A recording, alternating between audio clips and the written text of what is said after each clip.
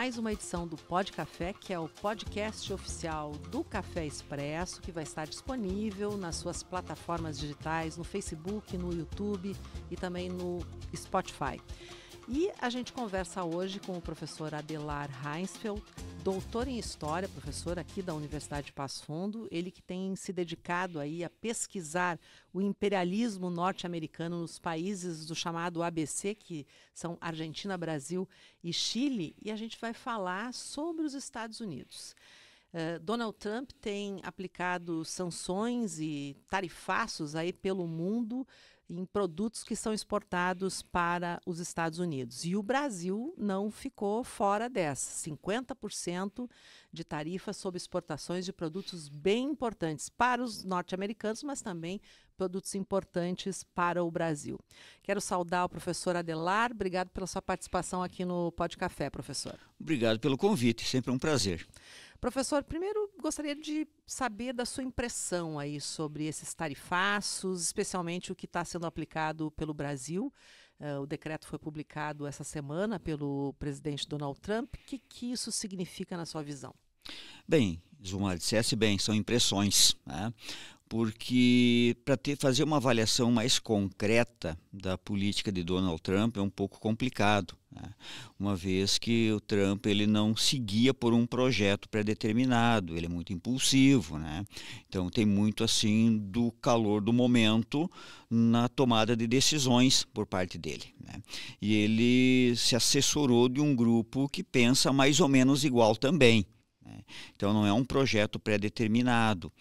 Então são impressões e que me levam a pensar que o que ele está fazendo é aquilo que eu dizia numa entrevista aqui na Rádio PF, logo após a posse dele, que ele vai fazer muita coisa, ou iria fazer muita coisa para consumo interno, para manter uma imagem positiva interna, porque nos últimos anos é sabido que os Estados Unidos estavam perdendo o protagonismo mundial. Aquilo que a gente poderia dizer que estavam em uma decadência, né? Então é uma forma de enaltecer o nacionalismo, de injetar uma grande dose de positividade na sociedade interna norte-americana. Então, quando ele está fazendo isso, teoricamente ele está valorizando a sua produção nacional, os seus produtos nacionais, a sua indústria, a sua agricultura, né? Evidentemente que isso vai ter repercussões internas também logo a seguir, né? Porque o consumidor norte-americano vai passar a pagar também logo a seguir mais caro por esses produtos. Então e é um pouco a impulsividade deles, fica muito claro, né, nessa toada, né, da taxação, ou seja, a partir de 1º de agosto, 50% dos produtos brasileiros serão taxados. Agora, essa semana, né, o novo decreto estabelece, joga uma semana para frente, né, a entrada em vigor dessas taxações e tira da lista quase 700 produtos. Isso mostra essa impulsividade. Essa impulsividade também foi vista com outros países, porque ele foi e voltou Exatamente, atrás. Exatamente, né? Claro que a gente está muito chocado, né, por conta da nossa dinâmica, da nossa política interna, né, e tendo em vista que um determinado grupo político apoia essas medidas e muito do que ele estaria fazendo em relação ao Brasil é por conta disso, né, para dar uma força, dar um apoio moral a esse grupo que hoje está fora do poder. No entanto, é público e notório que as taxações estão acontecendo em vários e vários países, né? Ou seja, o Brasil não tem a exclusividade dessas taxações. Inclusive na questão do motivo, né, das taxações para com o Brasil, tem lá nas suas explicações, Donald Trump diz que tem um viés político, Exatamente. que tem perseguição, etc. Mas se a gente analisar bem os produtos, por exemplo, que agora viraram exceção, tem muito do pragmatismo norte-americano em relação a isso. Não, porque historicamente a diplomacia norte-americana sempre se pautou pelo pragmatismo. O que é bom para os Estados Unidos é bom para os Estados Unidos. Então, quando ele está tirando alguns produtos, e com certeza vai tirar mais alguns, o café, por exemplo, que não entrou nessa lista, né? O mercado norte-americano é o grande consumidor do café brasileiro, né? Ou seja, o consumidor norte-americano precisa desse café. Então, eu vejo, sim, a grande possibilidade também de o café entrar nessa lista dos não taxados. Uhum. Agora, tem uma questão que está sendo debatida por especialistas e analistas do mundo todo em relação ao risco da democracia norte-americana. O senhor acha que essas ações do Trump colocam em risco a democracia americana porque ela sempre foi considerada um modelo de democracia no mundo? Eu creio que não. Eu creio que não, porque a democracia norte-americana, naquele modelo deles, ela está consolidada, ela tem 200 anos, né? Então eu não acredito que um governante vai colocar isso em risco, até porque eles têm mecanismos de preservação, né? Quando as instituições norte-americanas preveem que a democracia pode estar em risco, né? Eles têm lá os seus mecanismos para atenuar isso, né? Então, eu não sei se continuar nesse ritmo, se Trump termina o seu mandato. Uhum. É uma possibilidade, né? Pois Ou seja, é, porque o senhor falou, ele vai falar para o público interno, ele vai fazer ações para o público interno, mas há uma rejeição já claro, crescente em relação a exatamente. isso. Sim, porque obviamente, né, a sociedade norte-americana é uma sociedade esclarecida, né? Então há grupos, enormes grupos sociais que apoiam o Trump e já tem grupos enormes também, né, que já não apoiam mais, né? Então, por isso que eu digo, acho que a democracia norte-americana não corre risco.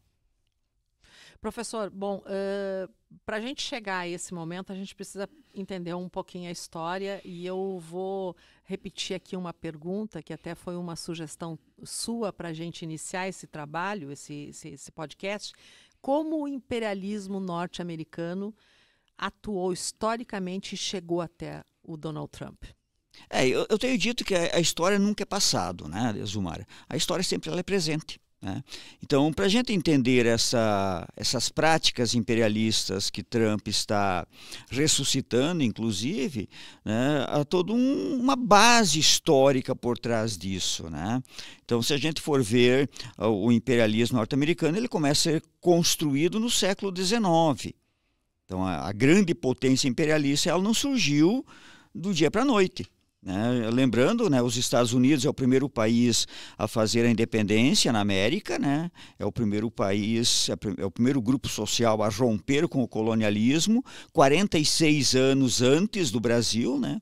A independência norte-americana é proclamada 46 anos antes da independência brasileira, mas lembrando que o início dos Estados Unidos, as chamadas 13 colônias da América, representam hoje em torno de 1/8 do que é o atual território norte-americano. Eram 13 pequenas colônias na costa atlântida, né, que proclamam sua independência em 1776 e depois gradativamente vão ampliando seu território até atingir a costa pacífica, né? Então amplia enormemente o território. Eles avançam de que forma? Vão De várias vão formas, né? Vão comprando territórios, compram território da França, compram território da Espanha, vão invadindo territórios que ainda estavam sob domínio inglês, né? As áreas indígenas, a famosa corrida para o oeste, e aí vão bater de frente com o México, né? Então, uma boa parte do território norte-americano é conquistado numa guerra contra o México, né, nos anos 40 do século XIX. Então, aí conseguem chegar até a costa pacífica. Então, eles levam um século para construir o seu território. Somente depois de ter construído o seu território é que vão começar a projeção para fora, aquilo que eu vou chamar então de imperialismo, né? Eu não classifico essa expansão para o oeste, mesmo a guerra contra o México, numa perspectiva imperialista, que é muito mais uma questão da construção interna do seu território. O imperialismo, como eu entendo, ele se dá a partir da última década do século XIX, né, quando começa a projeção para fora. né? Ou seja, construíram seu território, as suas instituições estão consolidadas, os dois partidos que nós conhecemos hoje, né, o republicano e o democrático, estão consolidados, e aí eles têm condições de começar a olhar para fora, né, para ampliar o seu poder, e o poder econômico e o poder militar em relação aos demais países da América Latina. Então, para a gente entender esse imperialismo, então, alguns momentos, algumas questões que aparecem na história norte-americana são necessários serem ressaltadas. Primeiro é a chamada doutrina de Monroe. América para os americanos. América para os americanos. Em 1823, o então presidente James Monroe, ele lança, né, numa frase de efeito, a América para os americanos, conhecida então, né, como doutrina de Monroe em função do nome dele. Muita gente coloca, inclusive historiadores, colocam a doutrina de Monroe como já uma política imperialista. E eu digo de uma forma peremptória, não. Por quê, professor? Pelo seguinte, ou seja, a Segunda Guerra de Independência dos Estados Unidos aconteceu entre 1812 e 1814, ou seja, não fazia nem 10 anos que os Estados Unidos tinham empreendido a sua Segunda Guerra de Independência, quando os ingleses queriam retomar essas colônias, né? Então, os Estados Unidos, lá em 1823, estão muito longe de ser o que é hoje. Eles apenas haviam comprado a Louisiana da França, né, mas todo o seu território ainda estava para ser construído. Então, na verdade, a doutrina de Monroe, como ela foi concebida lá em 1823, ela é muito mais na perspectiva defensiva. Ou seja, porque havia o temor, né, da retomada das colônias na América, até porque as colônias portuguesas e as colônias hispânicas também estão em amplo processo independentista.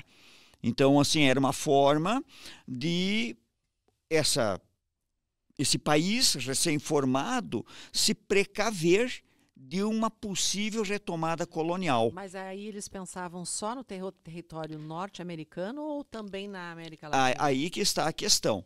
Ao longo do século XIX e até o início do século XX, a doutrina de Monroe ela vai sendo reinterpretada. Então, sim, no início do século XX, principalmente com o presidente Theodore Roosevelt, em 1904, né, conhecido como política do Big Stick, ele faz uma reinterpretação da doutrina de Monroe. Aí sim, aí é o uso da doutrina de Monroe em relação a toda a América, ou seja, toda a América enquanto quintal para os Estados Unidos. Mas os Estados Unidos já são potência. Lá em 1823, não. Lá em 1823, eles estão muito mais preocupados em manter a sua própria independência. Por isso, essa frase de efeito, e que sim, ela vai ser utilizada pelos demais países da América, no sentido de dizer, olha, europeus, não venham cantar no nosso quintal. Então, lá em 1823, eu volto a repetir, ela tem uma perspectiva defensiva. Uma perspectiva defensiva. Então, os Estados Unidos estão se construindo ainda. E aí começa o processo de expansão para o oeste, como eu falava anteriormente, né? Conquistando terras indígenas, enfim, terras que eram do México.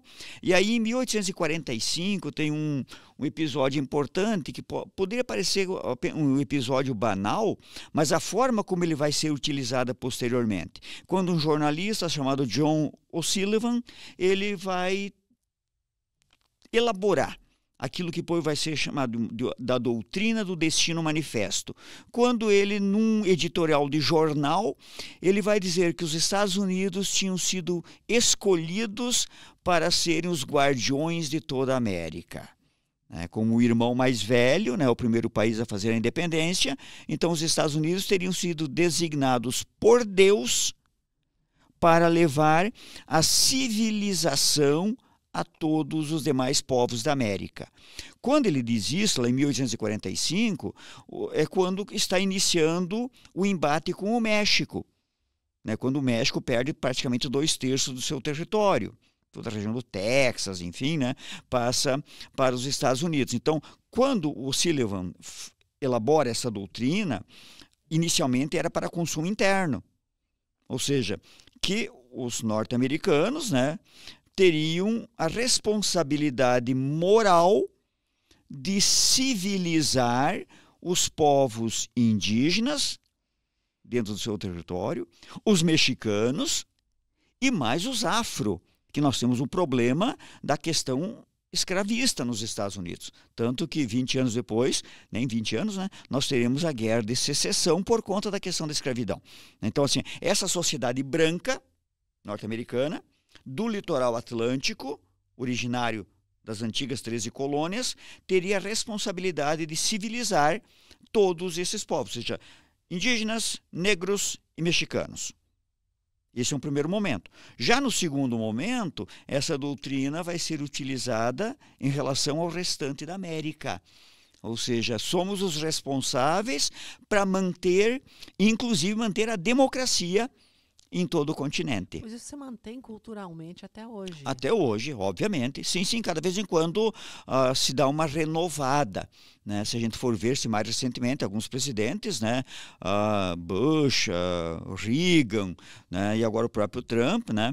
Eles dão uma renovada nisso, no sentido de dizer somos os responsáveis, né? Para manter a civilidade. E agora não só do continente, mas do mundo todo, Se a gente for ver agora recentemente que eu digo, nos últimos 20 anos, né, os Estados Unidos intervindo no Oriente Médio, na guerra contra o Iraque, né, mesmo na Europa, na guerra da Bósnia, ou seja, somos os responsáveis para manter a civilidade do mundo. Essa intervenção hoje a gente vê em Gaza também, não é? Israel e Gaza, perfeito. Rússia e Ucrânia, exato. Enfim, né? Agora, quando os Estados Unidos se tornam uma potência verdadeiramente, professor? Aí que está. Você fez alusão antes a um projeto que eu estou desenvolvendo atualmente, que é pesquisar o imperialismo norte-americano nos países do ABC, Argentina, Brasil e Chile, mas eu estou fazendo a minha pesquisa exatamente nesse início do imperialismo, final do século XIX e início do século XX. Então, pega um corte cronológico aí de 20 anos, né, para a gente entender algumas coisas que vão acontecer posteriormente. Normalmente, a historiografia tem colocado que o primeiro, digamos assim, pontapé inicial do imperialismo para fora se dá em 1898, na guerra contra a Espanha. Quando os Estados Unidos, então, acabam detonando o velho Império Espanhol e tomando da Espanha, Cuba, Filipinas, enfim, né, o Havaí. Mas eu estou trabalhando com uma outra hipótese. Né? A documentação me autoriza a dizer que o primeiro passo imperialista para fora não se dá na guerra contra a Espanha em 1898. Se dá num episódio inicialmente banal com o Chile em outubro de 1891. Literalmente, aquilo que, usando um jargão popular, a gente fala numa briga de zona. Literalmente, uma briga de zona, né, num bordel portuário em Valparaíso, há uma briga generalizada entre marinheiros da Marinha Militar norte-americana, né, marinheiros do navio Baltimore, que estava ancorado no porto de Valparaíso, e mais marinheiros e civis chilenos, o bordel Blue Star. Né, um bordel de baixa categoria. E 2 marinheiros são mortos. 2 marinheiros norte-americanos são mortos nessa briga. Ninguém sabe quem matou. Briga generalizada, envolveu mais de 100 pessoas, enfim, né? Tanto é verdade que são 2 mortos, mais de 30 feridos, mais de 70 presos, enfim. E aí o governo norte-americano entende isso como uma agressão nacional. Um episódio banal, briga em bordel portuário, acontece todo dia até hoje. É verdade. Mas naquela época o governo norte-americano ele entende isso como uma agressão nacional. E aí faz exigências ao Chile, enfim, e o presidente norte-americano, e aí o governo chileno evidentemente entendia que era apenas uma briga entre marinheiros, enfim, né, era uma briga entre estados.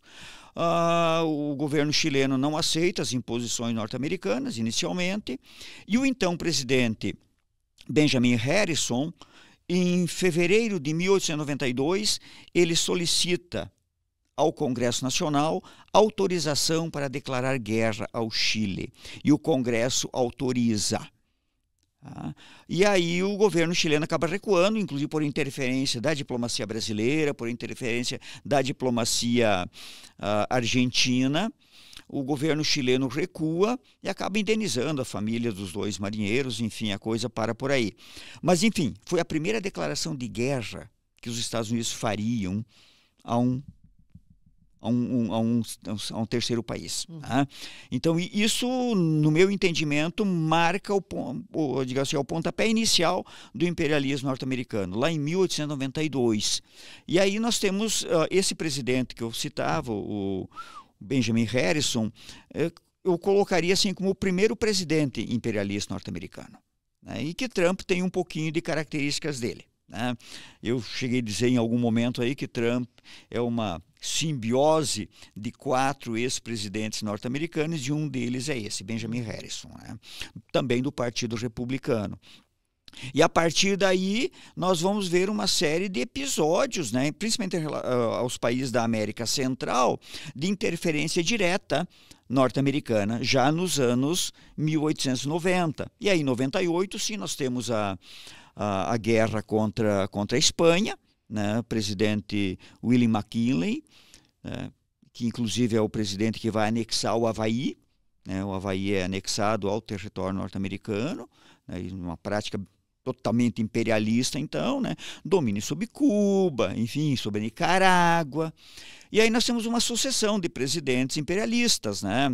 Quem sucede o McKinley é o seu vice, né? O McKinley é assassinado e o seu vice sucede, depois vai ser eleito mais um mandato, que é o Theodore Roosevelt, né? Que a historiografia coloca como o presidente mais imperialista que os Estados Unidos já tiveram, né? Quando então em 1904, ele elabora a doutrina do Big Stick, né, baseado num provérbio africano, né?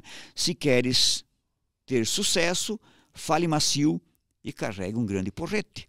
É o grande bastão. O grande bastão, o grande porrete, né? E aí ele vai dizer, olha, ele vai dizer textualmente, né, no discurso que ele faz ao Congresso Nacional, dizendo, olha, nós como a democracia já consolidada da América, temos a responsabilidade de manter o bem-estar de todo o continente, inclusive, né, intervindo naqueles países que não sabem escolher governantes decentes. Então, se eles não sabem escolher governantes decentes, honestos, enfim, a gente vai lá e ensina como faz. Então, é o intervencionismo declarado e aberto e público. E aí é interessante, por exemplo, analisar como que no Brasil isso foi recebido. Pois é, porque eu ia lhe perguntar isso, não é? Essa interferência agora, por exemplo, em decisões do judiciário brasileiro, em impor sanções ao ministro Alexandre de Moraes, é uma atitude imperialista. Totalmente imperialista, totalmente imperialista, né? Em relação ao Brasil, nunca tinha acontecido dessa forma, por quê? Porque nós tivemos em alguns momentos, aí quando o imperialismo norte-americano foi mais explícito, porque isso é uma coisa que é interessante a gente perceber, que o imperialismo norte-americano ele não é constante.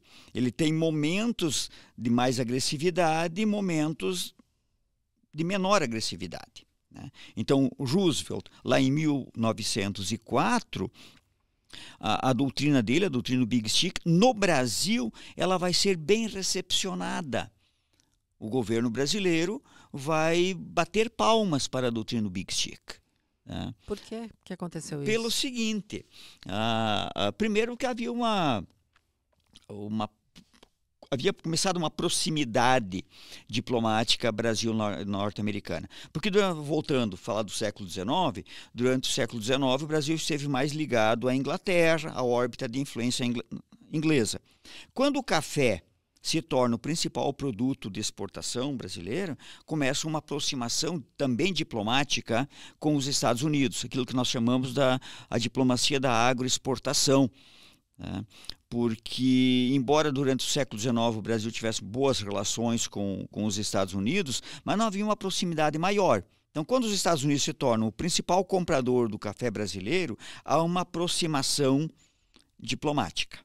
Né? Tanto é verdade que logo após a proclamação da República no Brasil, o primeiro acordo comercial entre a nova República e os Estados Unidos dava direito de entrada livre ao café brasileiro no mercado norte-americano, ou seja, o café não pagava um centavo de taxa para entrar no mercado norte-americano. Que qual é a leitura que o governo americano fazia? Que o café era um produto essencial para o operariado norte-americano. Os Estados Unidos estão num amplo desenvolvimento industrial, então o café ele entrava como um elemento importante para manter o operário mais ativo e produzir mais. Então o café entrava livre.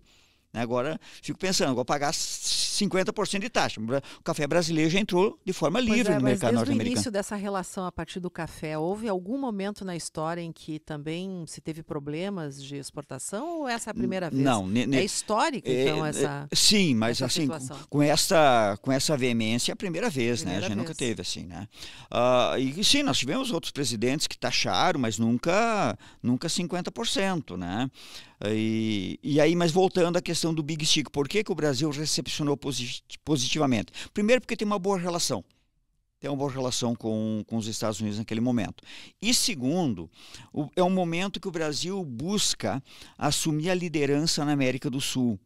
E o Brasil era credor, né, de países como Bolívia, Paraguai, Uruguai. Então era um pouco assim, diz, bom, os Estados Unidos têm direito a intervir nos demais países da América, pois o Brasil também tem. E aí, textualmente, né, o ministro da época, o Barão do Rio Branco, um sujeito que eu conheço mais ou menos bem, ele vai dizer, olha, que os Estados Unidos se preocupem com a segurança e com o bem-estar dos países da América do Norte e da América Central, que pode deixar que na América do Sul o Brasil cuida. Então, a gente pode dizer que o Brasil também assumiu uma postura imperialista em relação a alguns países aqui da América do Sul. Principalmente porque havia um confronto com a Argentina, que a Argentina também fazia a mesma coisa. Então, havia uma disputa pela liderança e a forma como a doutrina do Big Stick vai ser recepcionada mostra claramente isso. A Argentina, que naquele momento está em crise interna, a Argentina rejeita, a Argentina critica de forma veemente a doutrina do Big Stick. Então a recepção na Argentina ela foi negativa, no Brasil ela foi positiva. Né? Então, a partir da doutrina do Big Stick, então, os norte-americanos vão começar a intervir numa série de situações, né, da política interna dos demais países. Dando sequência à doutrina do Big Stick, nós temos a doutrina do dólar, né, do sujeito que vai suceder o Roosevelt, que é o William Taft. Né, a doutrina do dólar, ou seja, que os canhões norte-americanos devem servir de suporte para os investimentos econômicos e financeiros dos Estados Unidos em toda a América Latina. Então nós temos aí um quarteto de presidentes norte-americanos, todos do Partido Republicano, a saber, Benjamin Harrison, William McKinley, Theodore Roosevelt e William Taft, que dão todo esse aparato para esse imperialismo que vai ultrapassar todo o século XX, e daí chega, inclusive, no século XXI.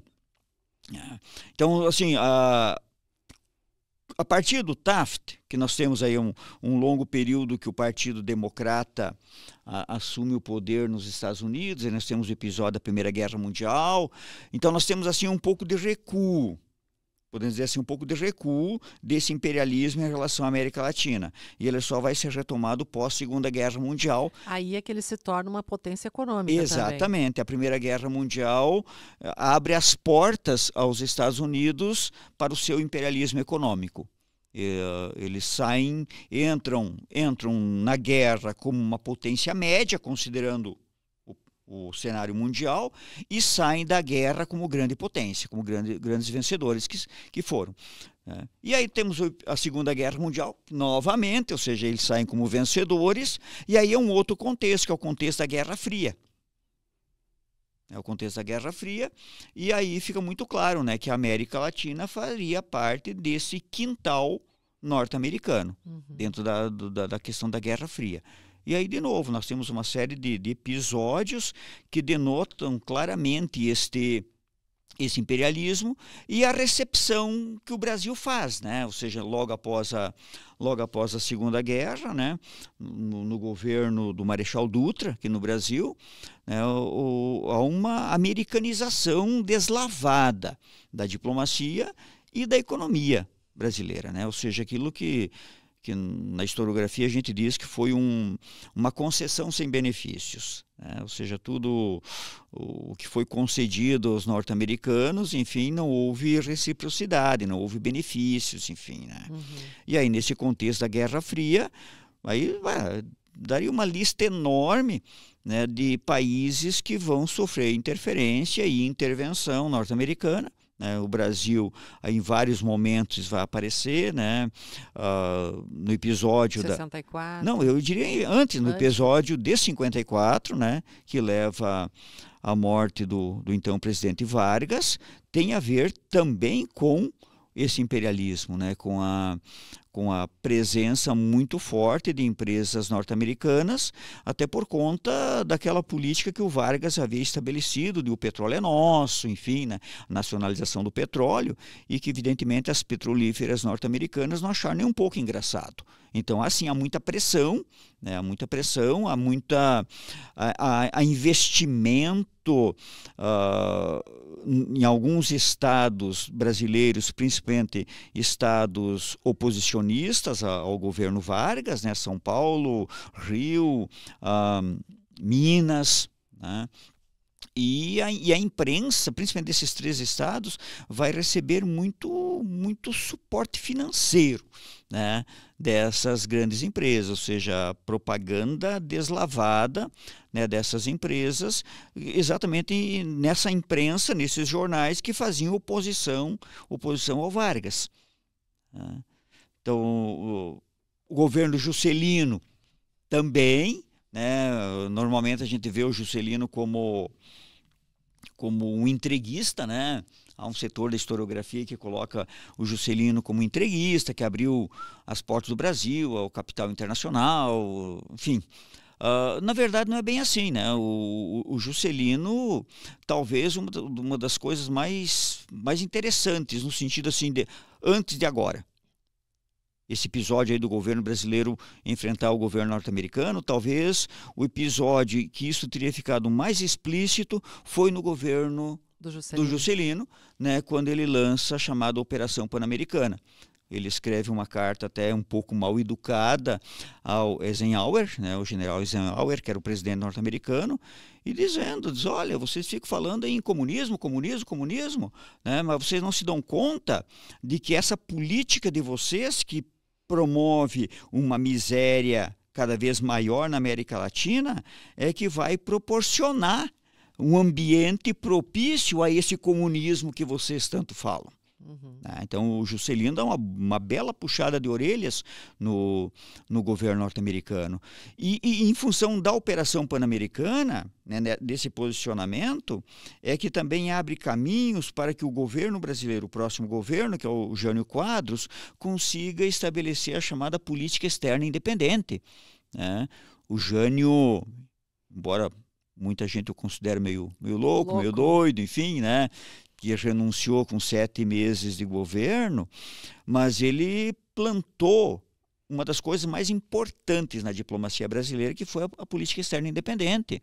Ou seja, por que é que o Brasil tem que ser caudatário da política norte-americana? E que depois o João Goulart vai dar continuidade.